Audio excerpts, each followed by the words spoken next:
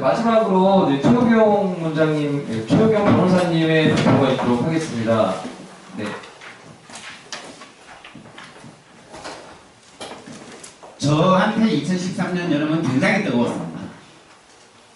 그해 여름에 저는 처벌근보 TF의 멤버로서 옆에 계시는 임장신 원장님을 모시고 한 달 동안 협회를 점거했습니다. 그리고 그 한 달 내내 협회에서 잤습니다. 제 기억에 단식을 앞둔 하루 집에 가서 잤어요. 하루 집에 가서 자고 다음날 와서 그날부터 단식을 시작해서 일주일간 단식을 했는데 그 한 달 점거하는 동안에 그 하루를 제외하고는 매일 협회에서 잤어요. 텐트를 치고 텐트 밖에서 잔 적도 많았습니다. 모기가 엄청나게 많았고요. 아침마다 5층에 올라가면 샤워를 할 수 있었어요. 화장실에 5층 샤워실에서 5층 화장실에서 샤워를 하고 그렇게 한 달 동안을 보냈습니다.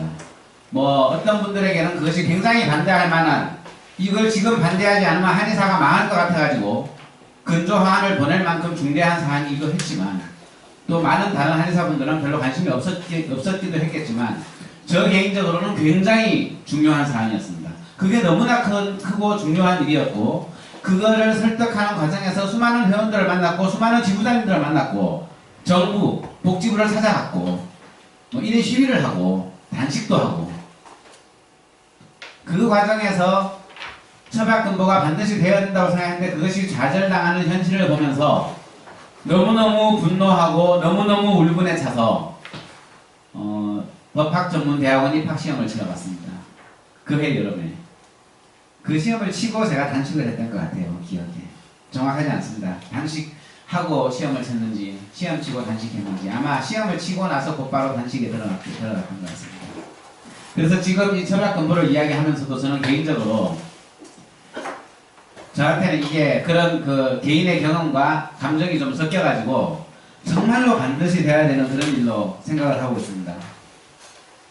지금 여러분들께 보여드릴 내용은 그해 여름에 처박근보 TF를 만들기 위해서 대의원 총회에서 발표했던 자료입니다. 이 자료를 발표하기 전에 여전히 한의계에서는 처박근보를 할 것인가 말 것인가를 두고 수많은 논쟁이 있었습니다. 그런데 적어도 대의원들께서는 이 발표를 보고 처박근보를 해야겠다. 최소한 처박근보에 대해서 논의는 해야겠다고 판단을 하셨습니다. 그래서 처박근보 TF가 만들어졌던 것입니다. 그 내용을 여전히 처박근보에 대해서 찬반이 지금도 똑같이 있는 현실에서 똑같이 사용될 수 있는 논리라고 생각해서 2013년 당시에 어떤 이야기를 해서 대의원들을 설득했는지를 그대로 보여드리기 위해서 같은 자료를 가지고 나왔습니다. 아주 제가 간단하게 요약하면 이렇습니다. 많은 분들이 이렇게 얘기합니다. 처박이 보험에 들어가면 약가 마진을 인정하지 않기 때문에 우리는 신찰료밖에 못 받는다. 그러면 정상적으로 신찰료 받을 수 있겠는가? 처박이 보험에 들어가면 한의사는 소중한 비급여가 사라진다. 우리는 망한다. 이렇게 주장을 하세요. 그분들이 처박이 보험에 들어갔을 때 약가 마진이 제로가 된다고 말하는 근거로 뭘 쓰느냐? 양약을 약가 마진을 제로로 하기 때문에 말씀을 하십니다. 한약 중에도 한약 제제에 대해서는 우리가 쓰는 보험약제, 보험한약에 대해서는 약가 마진이 제로입니다. 그걸 근거로 말씀을 하세요. 그래서 처박이 보험에 들어가도 똑같이 약가 마진은 제로가 될 거라고 하세요. 진실인가? 그렇게 하는 게 가능한 일인가 실제로? 저는 단언컨대 불가능합니다. 왜 그러냐면 여러분 한약은 의약품입니다. 약사법상 의약품의 종류의 정의에 한약이 들어가 있습니다. 그러나 한약은 완제의약품이 아닙니다. 우리가 아는 완제의약품은요, 대한민국 정부는 완제의약품은 일반의약품 아니면 전문의약품만 허가를 합니다. 그 외에 다른 건 완제의약품을 허가하지 않아요. 한약재는요 원료의약품의 일종입니다. 근데 원래 원료의약품은 의사가 못 씁니다. 원료의약품을 쓸 수 있는 주체는 법적으로는 하나밖에 없어요. 완제의약품을 만드는 회사만 원료의약품을 쓸 권리가 있습니다. 그런데 한약재는 원료의약품이기도 하지만 굉장히 예외적으로 약에 관한 한 최종 소비자에 해당되는 한의사도 쓸 수 있도록 허가된 아주 특수한 카테고리의 의약품인 것입니다. 그렇기 때문에 제약회사 GMP 시설에서 처음부터 끝까지 완전하게 관리되고 이력 추적이 가능한 일반 의약품 내지 전문 의약품과 시시때때로 가격의 변동이 있고 지역에 따라서도 가격의 변동이 있고 사람이 살 때마다 다 달라지는 이런 원료 의약품의 일종이기도 한 한약재가 정부 입장에서 동일하게 관리될 수 있는 대상이 될 수가 없습니다. 정부가 한약재를 가지고서 약가 마진을 제로로 만들려면요, 지금 현행 기술로는 불가능한 어마어마한 재원을 투입을 해야 가능해요. 그렇게 재원을 투입해서 정부가 얻을 이익이 뭐가 있습니까? 그냥 한꺼번에 포괄해가지고서 수가를 책정하는 게 훨씬 간단하죠. 이거는 비용 대비 편익이 안 나오는 이야기입니다. 그래서 처약이 보험이 되면은 약가 마진이 제로가 될 것이다 라는 말씀은요, 의약품의 체계에 대한 이해가 없으시고 정부의 정책 실현에 있어서 그 정책의 비용 대비 효용, 비용 대비 편익에 대한 계산이 없으실 거예요. 그래서 그냥 막연한 두려움에 일반 의약품, 전문 의약품 다 약가 마진 제로니까 한약재도 정부가 사면 약가 마진 제로로 사겠지. 정부는 바보가 아니에요. 그렇게 무식하게 사지 않아요. 정부 입장에서도 가장 효용이 높은 방향으로 삽니다. 약가 마진을 제로로 해서 샀을 때 이익이 없어요. 두 번째, 처약이 보험에 들어가면 한의사에게는 소중한 비급여가 다 사라질 것이다. 우리는 더 이상 보험으로, 비보험으로 먹고 살 수 있는 기회가 없어질 것이다. 세상에 어떤 회사가 보험해달라고 정부에 갖다 바치냐, 어떻게든지 비급여로 남으려고 노력하는데 왜 한의사들은 미쳐가지고 보험해달라고 정부에다가 요구를 하고 앉았냐. 말이 안 된다. 이렇게 주장하시는 분들 계세요. 절대로 전면급여화 되지 못합니다.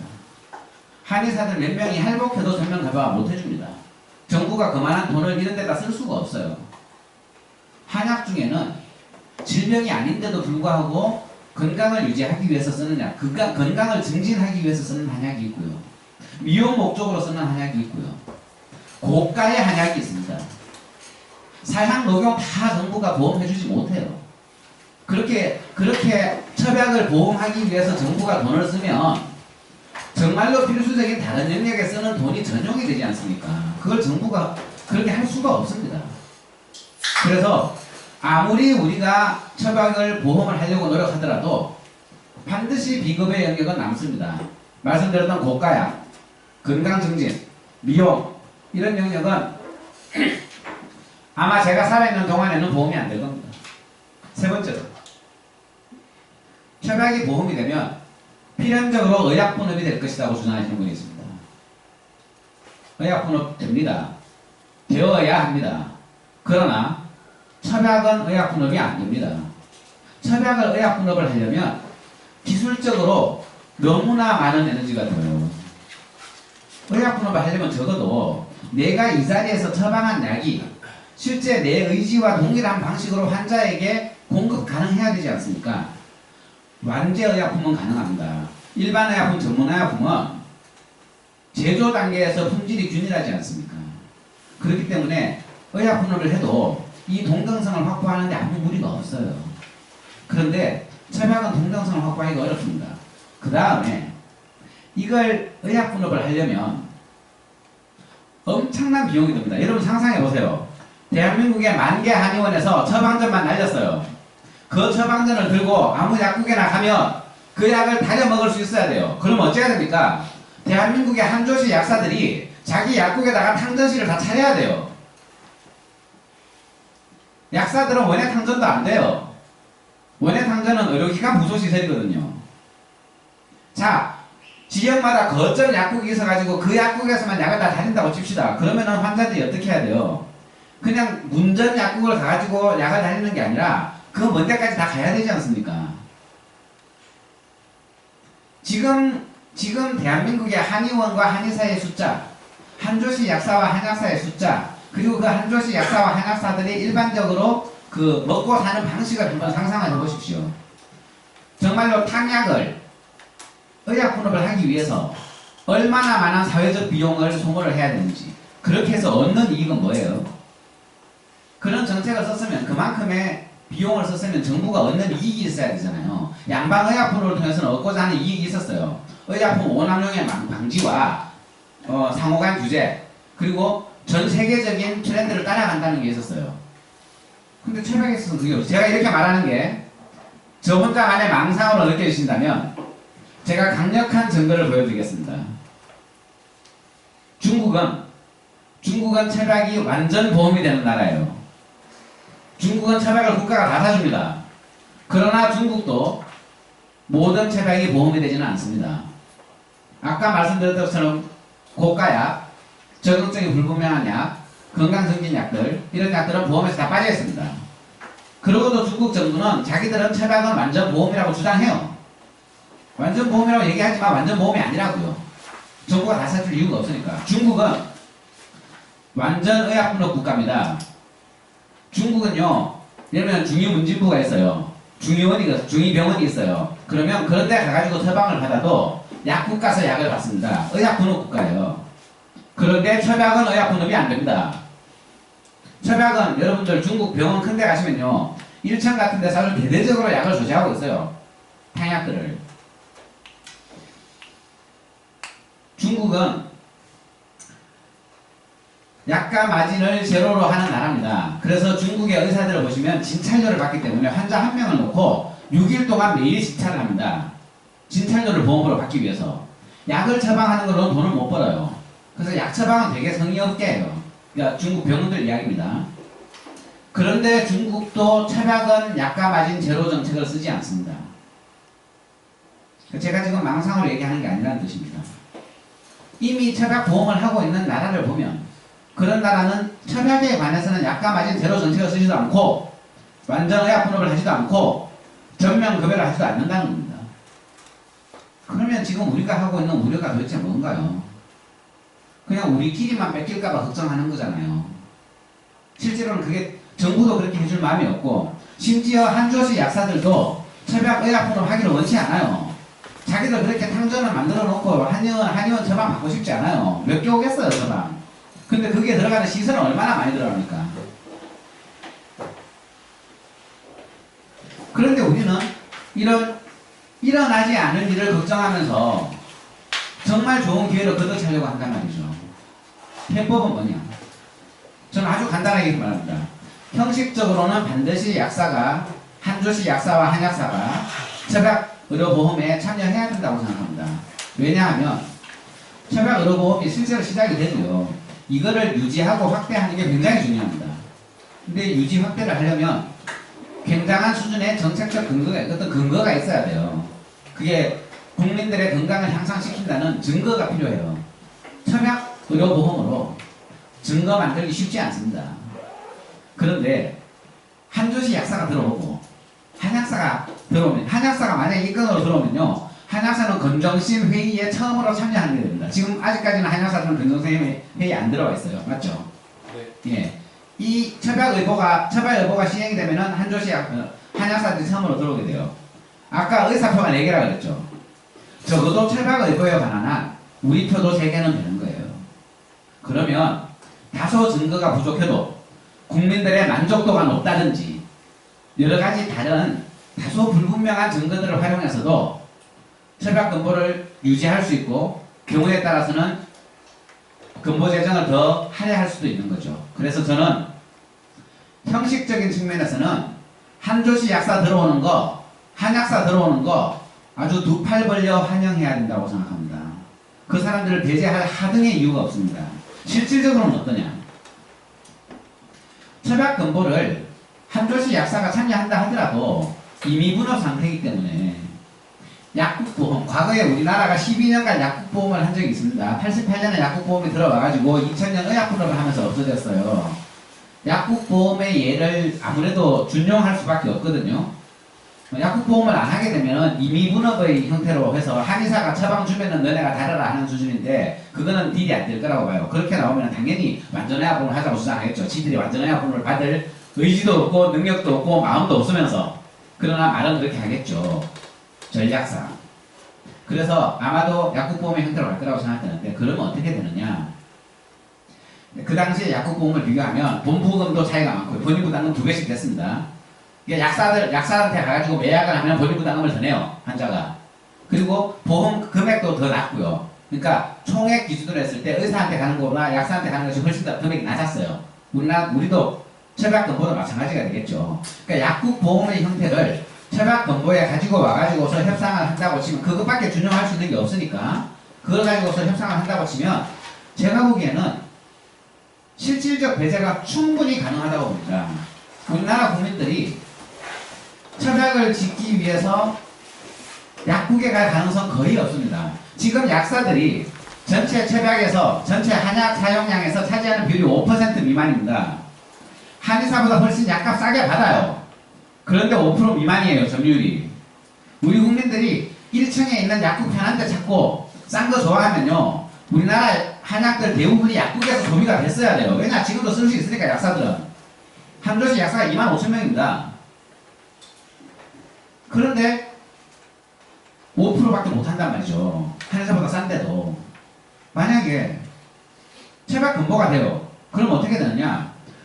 한의사보다 더 싸게 팔면서도 5%밖에 못 먹는 약사들이 한의사랑 같은 값 받으면서 어떻게 점유율을 더 높일 수 있습니까? 제가 아까 같은 값 받는다고 말씀드렸습니다. 왜냐하면 본부금 비율이 더 높으니까. 약국보험을 하면. 쉽게 말해서 약사들한테 약을 지으면은 예를 들어서 말하는 겁니다. 10만 원이고 한의사한테 약을 지으면 15만 원이라고 쳐요. 근데 본부금은 어떻게 하냐? 약사한테 가도 본부금 7만 원, 한의사한테 가도 본부금 7만 원 이렇게 책정한다는 얘기입니다. 총액은 당연히 한의원이 높지만 본부금만 맞춘다는 거죠. 그러면 같은 값 내고 약국 가서 한약 먹어요? 한의원 가서 약 먹어요? 한 발 더 나가면요, 여기다가 실손이 적용이 되면 한의원 가면 이제 10,000원 내면 한약 먹는 거예요.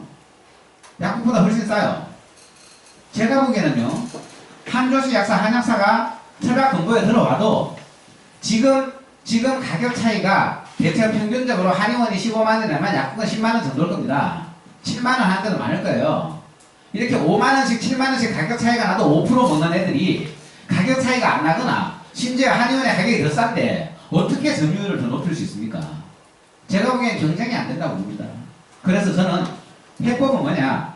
형식적으로는 두 팔 벌려 환영하고 같이 가되 실질적으로는 압도적 점유율로서 우리가 먹는, 그래서 약사들의 점유율을 현행 5% 이하로 유지시키는 방식이 충분히 가능하다고 생각하는 것입니다.